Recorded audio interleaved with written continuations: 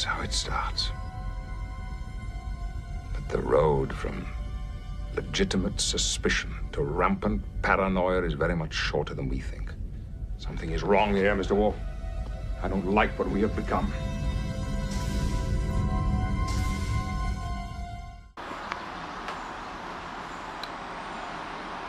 All right, so I've always been interested, or you could say obsessed with analyzing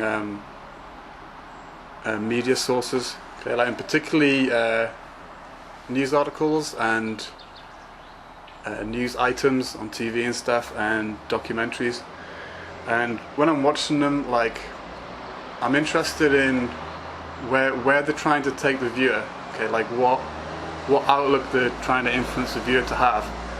And then after that, I'm interested in how they are achieving that, like what techniques and methods they're using of influence to do that. And then maybe later I'll be interested in, okay, like, is there any sort of truth or validity to the argument that was being made?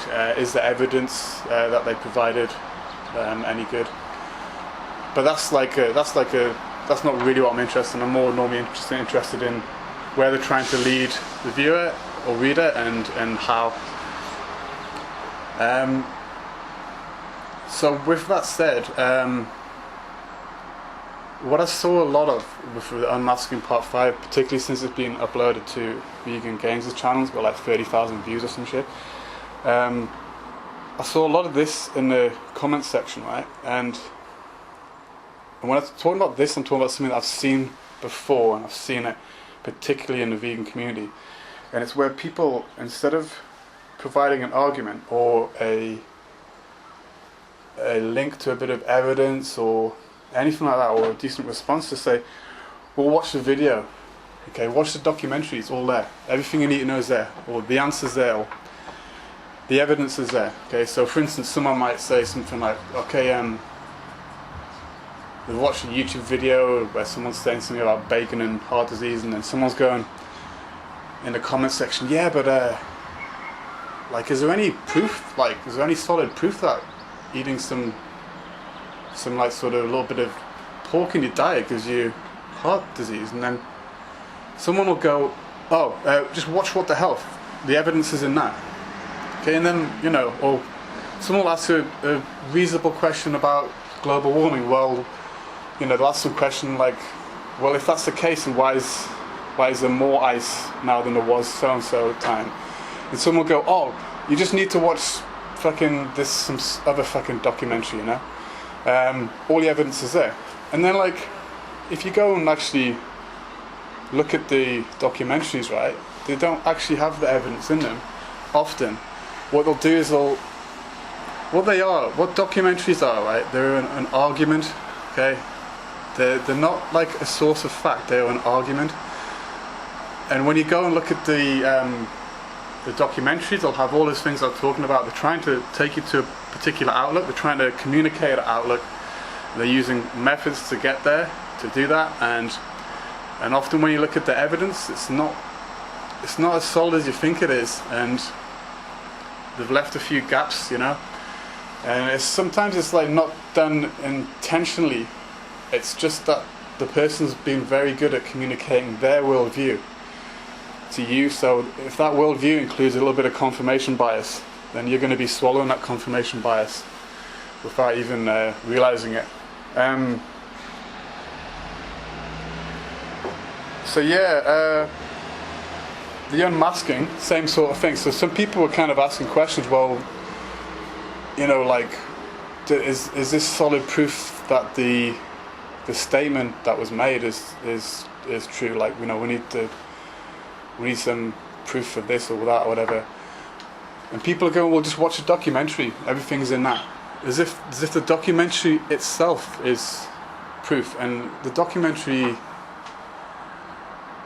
I don't know, I didn't see any solid evidence that proved the statement correct. Okay, that's absolutely, like, for the record, I'm not saying that anybody's lying. I'm not saying something did or didn't happen or any of that shit, right? I'm just saying, like, as a piece of media, and I only watched it once, to be fair, I didn't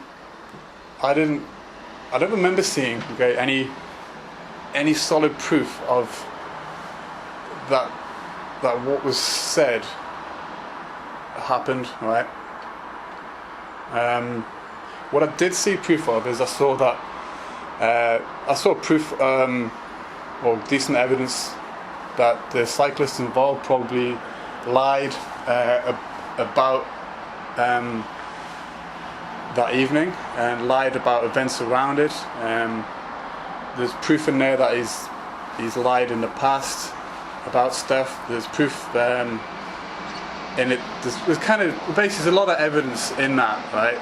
That he's a massive cunt, and there's evidence that he's made like accusations that have been unfounded or have been unable to prove. So you could say there's proof that he's made false accusations, and proof that he's intimidated and bullied people, and just being like a cunt, right? But evidence that he's like a massive cunt and that he's lying about something, is that proof that it's in itself proof that he's done something? Like, because it's a kind of serious claim, right? And my beef isn't with anyone that's involved. My beef is with the people who can watch the documentary that's 3 hours long and then decide upon that alone the guilt of a man or not. And I'm not defending the person in question here. I'm just questioning people's reasoning a little bit. Like, at the end of the day, you know, like, it's going to probably come out in court or something, and that's when people will know for certain. And I think maybe that's the idea of this, to bring it to court. Okay, there's something else I was going to say. Yeah, like, about the fucking false accusations and stuff, right? That have been made by the cyclist in the past to people. If this just like, and I'm not saying it is right, but just imagine some parallel universe where it turns out that actually somehow he's innocent, right?